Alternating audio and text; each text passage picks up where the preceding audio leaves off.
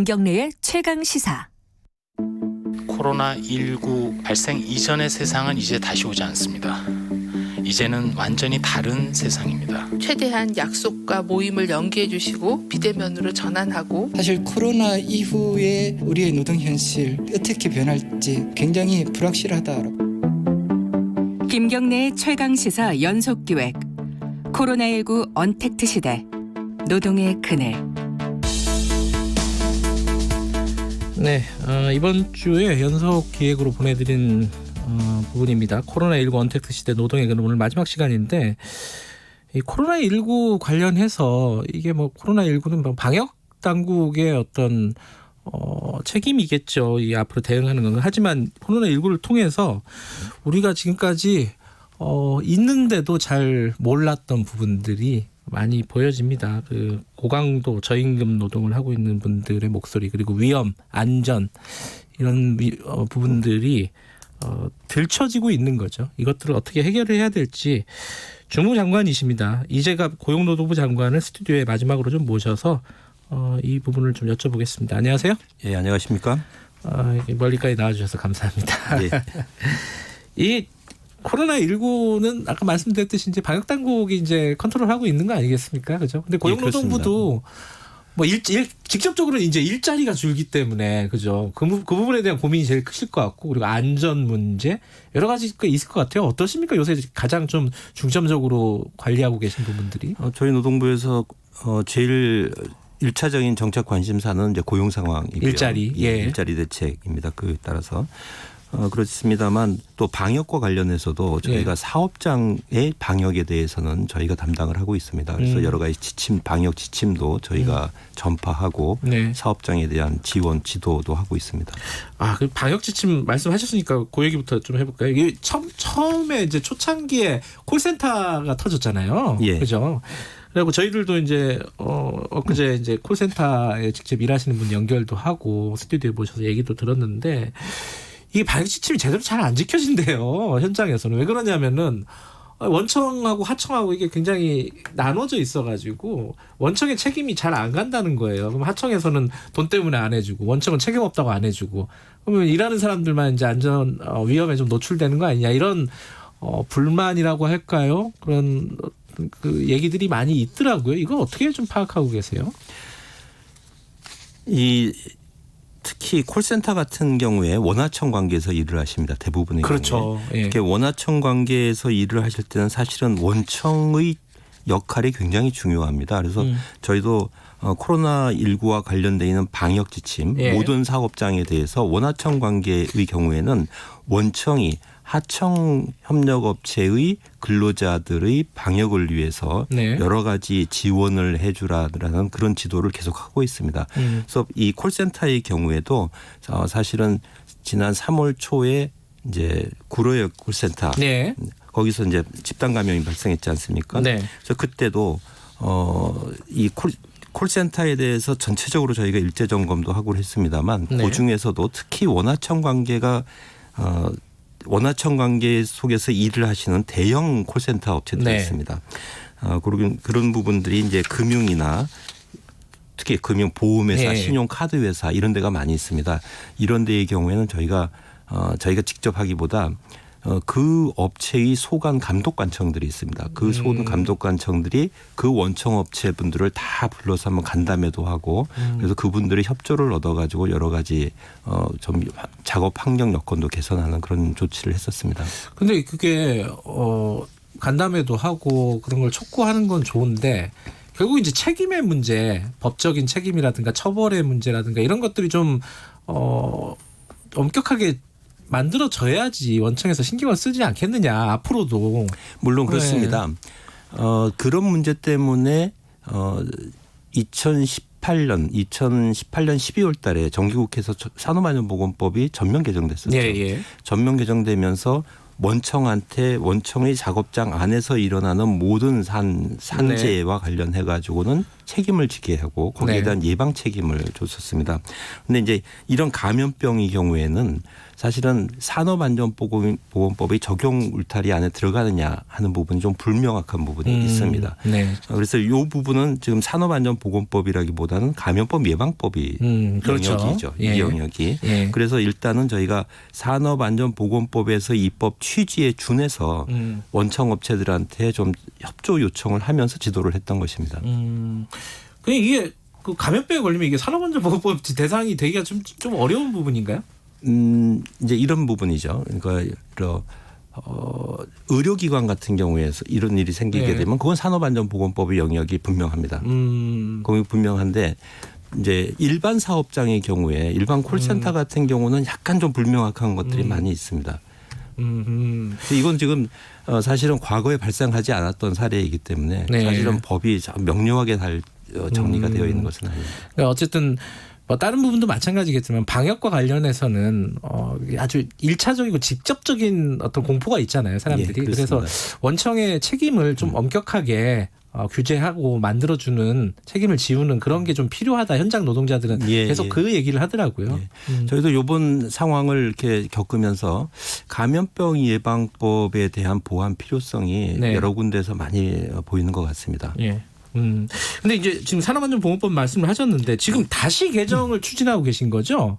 이게 한 가지 궁금한 거는 뭐 정의당 같은 데서 추진하고 있는 중대재해기업처벌법 있잖아요. 이런 거랑 뭐가 다른 겁니까? 결국 같은 거 아니에요? 그 기업의 책임을 좀 엄격하게 묻겠다?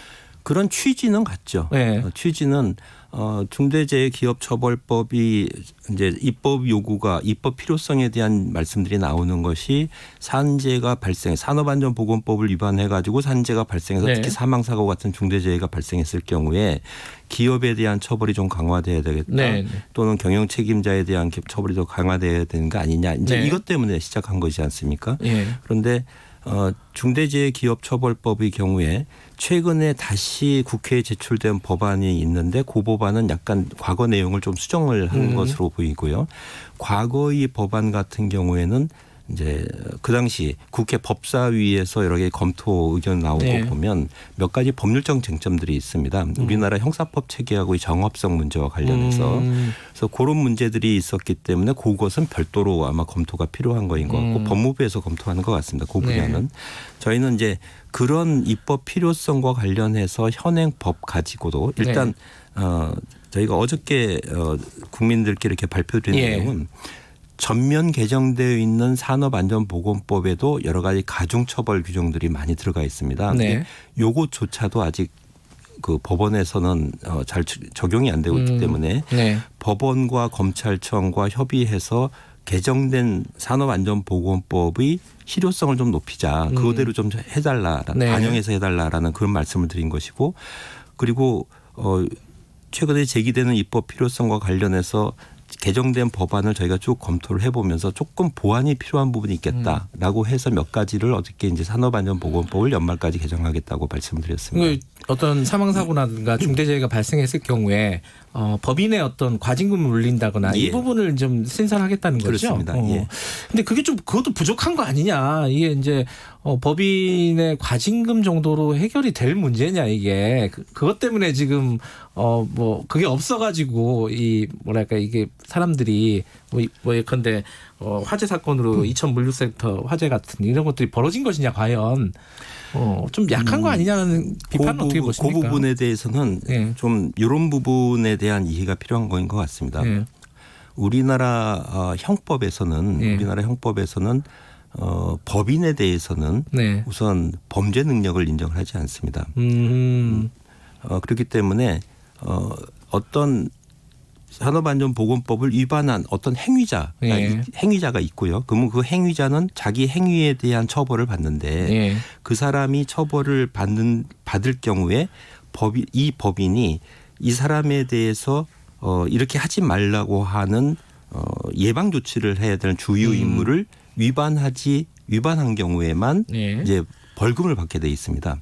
그러다 보니까 그 법인의 경우에는 벌금 대상에서 많이 빠지는 경우가 많이 생기게 되는 거죠. 그래서 과징금으로 그래서 이제 그래서 이제 과징금의 저희가 검토를 하게 된 것입니다. 근데 CEO들의 책임 부분 이 부분은 어떻게 정리가 되고 지금 있습니까? 현행 산업안전보건법에서도요. 아까 제가 행위자에 대한 책임입니다. 만약에 어떤 산업안전보건법이 위반 문제가 생겨가지고 중대재해가 발생했다. 네. 이런 경우에 지금 경영 책임자의 경우에도 이 위반에 대한 책임이 확인이 되면 처벌이 됩니다. 확인하기가 참 어렵잖아요. 그 좀 부분이 약간 제일 포괄적이어야 되는데. 그 부분이 제일 문제고요. 예. 그 부분이 제일 문제여서 이제 아마 중대재해기업처벌법에서 이제 그 부분에 그렇죠. 포괄적인 책임을 예. 부여하는 형태로 접근을 하는 것인데 이 부분이 이제 우리나라 형사법 체계하고 관련해서 이게 책임주의 입장에서 보면 과잉 책임이냐 하는 그런 논란이 있는 것 같습니다. 그래서 이 분야는 좀 법리적인 검토를 하고 필요한 것 계시다. 같습니다. 정세균 총리가 그 얘기 했잖아요. 그 고용노동부 장관 뿐만 아니라 뭐 다른 분들한테도 마찬가지지만 직을 걸고 이 문제를 해결해라. 알겠습니다. 예, 부담스러우시겠어요. 이 부분은. 어쨌든 이게 사람 목숨과 관련된 문제이기 때문에 이건 조금 더 적극적으로 해결해 주시는 게 좋을 것 같고요. 그리고 저희들이 일주일 동안 나눴던 얘기 중에 가장 큰 얘기 중에 하나가 특수고용 문제입니다. 이게 고용보험의 사각지대이기도 하고 고용 형태가 굉장히 불명확하기 때문에 그 예를 들어 뭐 해고라든가 뭐 계약 해지가 될 수도 있는데 이런 부분이 너무 빈번하게 이루어지고 노동자들 혹은 뭐 그 노사관계에서 너무 차별을 받고 있다. 이 부분은 어떻게 해결을 하실 건지 좀 큰 틀에서 먼저 좀 말씀을 해주세요. 특고분들의 경우에는 사실은 임금 노동자 지금 노동법 체계는 네. 19세기부터 시작해가지고 임금 노동자들을 보호하기 위한 법 체계로 형성이 되어 왔습니다. 그런데 네. 이제 최근 현대 요 사회로 오면서 지금 말씀하신 그런 고용 형태가 많이 발생하고 전통적인 자영업자도 아니면서 임금 노동자도 아닌 그렇죠. 중간 영역에 계신 분들이 이제 많이 늘어나게 됩니다. 그래서 이분들에 대해서 어떻게 일하는 동안에 보호를 받을 수 있느냐 하는 부분에 대해서는 사실은 모든 나라가 고민을 하고 있고요. 저희 나라도 이 부분에 대해서 가장 정책적인 관심사가 있는 부분이고 네. 전체적인 좀 큰 틀에서 말씀드리면 사회적 대화가 사실은 필요한 분야입니다. 그래서 이 분야에 대해서는 경사노위 네. 그리고 일자리위원회에서도 각자 노사가 참여하는 여러 가지 대화 틀이 작동하고 있습니다. 좀 구체적으로는요. 이 고용보험에 특수고용 노동자들이 들어갈 수 있게끔 지금 진행은 되고 있는 거죠? 예, 그렇습니다. 어느 정도 수준까지 이게 너무 좀 좁은 거 아니냐. 전체 특수고용 노동자들 중에 너무 일부만 들어가는 거 아니냐 비판도 있더라고요. 아마 그 부분은 네. 조금 약간 오해가 있으신 그래요? 것 같고요. 예. 우선 특고분들에 대해서 고용보험을 확대 적용하자라는 네. 논의는 사실은 언제부터 저희가 본격적인 검토가 있었냐면 2017년부터 고용보험 제도 개선 TF라는 걸 만들어서 네. 정부도 참여하고 전문가도 참여하고 노사단체도 참여해서 네. 꼭 한 벌써 몇 년째 구체적인 실행 방안을 만들어 왔습니다. 여기서 논의의 출발점은 어디에 있었냐면 특고에 대해서 산재보험이 지금 적용되고 있는데 산재보험은 사업장의 농무 전속성이 있는 특고에 대해서 적용하는 네. 걸로 규정이 되어 있었습니다. 그래서 고용보험의 경우에는 이 전속성을 풀자라고 해서 출발을 했었고요. 그래서 특고에 대한 특고의 고용보험 확대 적용되는 법안이 20대 국회 때 이미 제출되어 있었는데 그중에서 이제 지난 20대 국회 마지막 임시국회 때 네. 이제 특고의 경우에는 약간 쟁점들이 좀 있습니다. 그래서 네. 그 특고는 21대 국회에서 좀 논의하는 걸로 약간 미루고 예술인에 대해서만 먼저 예, 적용했습니다. 그랬죠. 예술인의 경우는 특고의 관점에서 보면 어떤 고용 형태냐면 프리랜서의 형태입니다. 예. 프리랜서의 형태인데 프리랜서임에도 불구하고 왜 먼저 적용될 예. 수 있었냐면 예술인복지법에서 문화예술 계약이라는 하나의 계약 틀을 만들고 그 계약을 체결하게 되면 예술인이 고용보험에 적용되는 틀을 만들게 됐습니다. 그래서 이분들의 경우에 먼저 갈 수 있었고요. 특고의 경우에는 다시 이제 21대 국회에서 법안을 제출해서 연내 법안을 마련할 것입니다. 그러면 네. 이제 제가 말씀드린 것처럼 전속성을 뺐기 때문에 네. 사실은 특고에 해당하시는 분들이 포괄적으로 여기에 들어가실 수가 있습니다. 다만 보험의 관리 체계의 문제가 있기 때문에 저희가 그건 국세청이랑 좀 협의하면서 관리 틀을 만들고 거기에 따라 알겠습니다. 직종은 단계적으로 확대해 갈 것입니다. 정부민 고용보험제도는 이제 대통령도 얘기를 한 건데, 그죠? 그러면 이제 자영업이나 이런 부분들까지 집어넣는 거는 계속 언제쯤 이제 구체적인 로드맵이 나오는 겁니까? 저희가 로드맵은 연말까지 만들겠다라고 말씀드렸고요. 그래요? 그 로드맵을 연말까지 만드는 이유는 뭐냐면 국세청과 여러 가지 좀 협의할 것들이 있습니다. 그래서 그걸 네. 토대로 해서 로드맵을 만들게 될 것입니다. 좀 미시적으로 보면요, 이제 특수고용 노동직 중에 이제 저희들이 인터뷰를 한 순위 요새 이제 많이들 얘기가 되고 있는 직종이 이제 택배 노동자들입니다. 워낙 이제 과로에 시달리고 있기 때문에. 근데 뭐 과로는 과로다 치더라도 이분들의 가장 큰 위험은 뭐냐면 그 법적으로는 뭐 계약 해지겠죠. 이제 본인들이 느끼기에 이제 해고 같은 형태가 되는데 그런 것들이 너무 쉽게 이루어지고 있다. 약간 불평등하다 이 계약 관계가. 이 부분에 대해서는 좀 고용노동부에서 좀 대책이라든지 이런 부분들이 좀 있습니까? 근본적으로는 이분들의 경우에 네. 권익 보호를 위한 법적 근거가 좀 필요한다고 생각을 합니다. 네. 그래서 지난 20대 국회 같은 경우에 생활물류서비스 산업발전법에 네. 그런 권익 보호를 위한 법적 근거를 놓고 그 안에서 계약 기간이라든지 계약 해지할 때의 사유라든지 네. 또는 부당 행위를 금지하는 이런 내용을 거기 담았거든요. 네. 그래서 근본적으로는 이런 법안 제정이 아마 필요하다고 저희는 생각하고 있고요. 그런데 이 법이 제정되기 전에는 어떻게 할 거냐? 네. 이 분야는 저희가 택배 노동자 같은 경우에는 택배 노동자들에 적용되는 표준계약서를 지금 만들어가고 있습니다. 아, 그래요? 직종별로. 그 표준계약서에 이 법안에 담을 만한 내용들을 다 담아가지고 그걸 가지고 서로 계약을 해서 서로 계약 관계를 표준화시키는 그런 작업을 하고 있습니다. 아직 그 표준 계약도 없군요. 택배 쪽은. 그죠? 그렇습니다. 굉장히 미비하군요. 그런 어떤 제도적인 설계 자체가. 어찌 됐든 간에 그런 법 개정도 준비를 하고 계시고 그 불평등 계약을 개선하기 위한 준비하고 계시고 그 전에는 표준 계약 같은 것들을 지금 만들고 있다. 단기적으로 보면은 그건 좀 기다려서 나중에 좀 나오면은 다시 한번 얘기를 해보도록 하고요.